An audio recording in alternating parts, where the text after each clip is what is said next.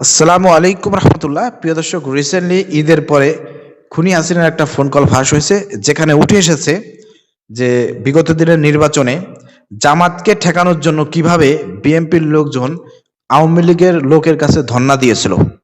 সেই ফোন কলে হাসিনা নিজে স্বীকার করেছেন এবং নিজে বলেছেন। আর একটা বিষয় উঠে এসেছে, আমাদের বর্তমান স্বরাষ্ট্রমন্ত্রী সালাউদ্দিন আহমেদ স্যার, তিনি আসলে গুম ছিলেন নাকি তিনি নাটক করেছিলেন, এ বিষয়েও শেখ হাসিনা মুখ খুলেছে। চলেন তার সেই ফোন কলটি আমরা শুনে আসি। বিএনপির অবশ্য অনেক প্রার্থী আমাদের আওয়ামী লীগের নেতা কর্মীর কাছে হাত পা ধরেছে, ধর্ণা দিয়েছে জামাত ঠেকানোর জন্য। দয়া ধর্ম করে তারা ভোটও দিয়েছে। ক্ষমতায় যেতে না যেতে তাদের চেহারা পাল্টে গেছে। আচ্ছা, স্বরাষ্ট্রমন্ত্রী সালাউদ্দিন, সে নাকি গুম ছিল। গুম কোথায় ছিল? ইন্ডিয়াতে। ফেরত গেল কিসে? সে একটা ট্রাভেল পাস নিয়ে ফেরত যেয়ে বলে গুম ছিল। এদের গুমের যে স্টোরি শুনি, সেটাও খুব হাস্যকর। প্রিয় দর্শক, আপনারা শুনলেন, এখানে হাসিনা ফোন কলের মাধ্যমে সবকিছু প্রকাশ করে দিয়েছেন। জামাত ঠেকানোর জন্য নাকি বিএনপির লোকজন আওয়ামী লীগের কাছে ধর্ণা দিয়েছে। এটা তো সত্য কথা, কিন্তু দেখেন, ধর্ণা দিয়েও কিন্তু কোনো লাভ হয় নাই। ইলেকশন ইঞ্জিনিয়ারিং করেই কিন্তু তাদেরকে জিততে হয়েছে।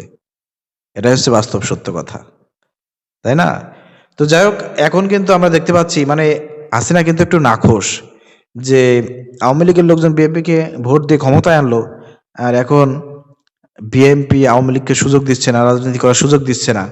এতে একটু নাখোশ হয়ে সেই এভাবেই কথা বলতেছে ফোন কলে, ঠিক আছে?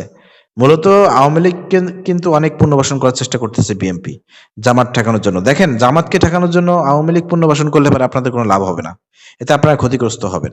জামাতের কোনো ক্ষতি করতে পারবেন না, কারণ জামাতের লোকজন দিন দিন বাড়তেই থাকবে ইনশাল্লাহ, এবং আগামী দিনে জামাত ইসলামী ক্ষমতায় আসবে, এটাই হচ্ছে বাস্তবতা। অর্থাৎ আওয়ামী লীগকে বাংলাদেশে পুনর্বাসন করতে গেলে পারে আপনার আওয়ামী লীগকে খুশি করতে পারবেন না, ভারতকেও খুশি করতে পারবেন না। শেষমেশ দেখা যাবে যে ওই খাল কেটে কুমির আনার মতন ঘটনা কিন্তু ঘটবে বিএনপির সঙ্গে। বুঝতে পারতেছেন না? ভাবতেছেন আগামী নির্বাচনে হয়তো জামাত ক্ষমতায় আসবে, এজন্য জামাতকে ঠেকাইতে হবে, আওয়ামী লীগকে পুনর্বাসন করে মোটামুটি আবার বিরোধী দলে আওয়ামী লীগকে নিয়ে আসি। মূলত বিএনপি কিন্তু বিরোধী দল হিসেবে জামাতকেও পছন্দ করে না এবং দেখতে চায় না। তারা সবসময় জামাতকে দাবিয়ে রাখতে চায়, কিন্তু বাস্তবতায় কি বলে মানুষ? দেশের জনগণ এখন জামাতের পক্ষে। 13-14 কোটি ভোটারের মধ্যে অর্ধেকই জামাতের বেশি ভোটার, ঠিক আছে? অর্থাৎ সেই জায়গা থেকে বাস্তবতা মেনে নেন, ঠিক আছে? আওয়ামী লীগকে ফিরিয়ে এনে, এই ফ্যাসিবাদকে ফিরিয়ে এনে আপনারা টিকতে পারবেন না, আপনাদেরকে সবল মারবে। অতএব এই কাজ করেন না। আর ওদেরকে ফিরিয়ে এনে আপনারা ভারতকেও খুশি করতে পারবেন না এবং আওয়ামী লীগকে খুশি করতে পারবেন না। দিন শেষে কিন্তু এই হাসিনা আপনাদের বিরুদ্ধে ষড়যন্ত্র করবে, জামাতের কিছুই করতে পারবে না ইনশাল্লাহ, ঠিক আছে?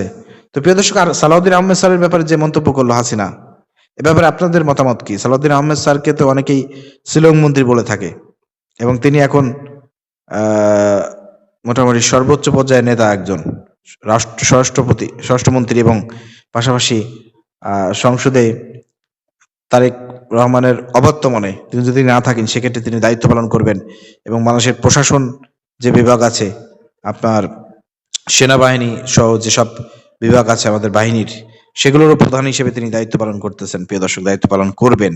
তো সবকিছু মিলে বুঝতে পারতেছেন তো আসলে দেশটা কোন দিকে যাচ্ছে, কোন পথে হাঁটতেছে, কাদের দখলে চলে যাচ্ছে, এগুলো কিন্তু সবাই বুঝতে পারতেছেন। তো সবকিছু মিলায়ে আমাদেরকে দেশটাকে ভারতীয় আধিপত্যদের হাত থেকে বাঁচাইতে হবে। এজন্য যা করার আমাদেরকে করতে হবে।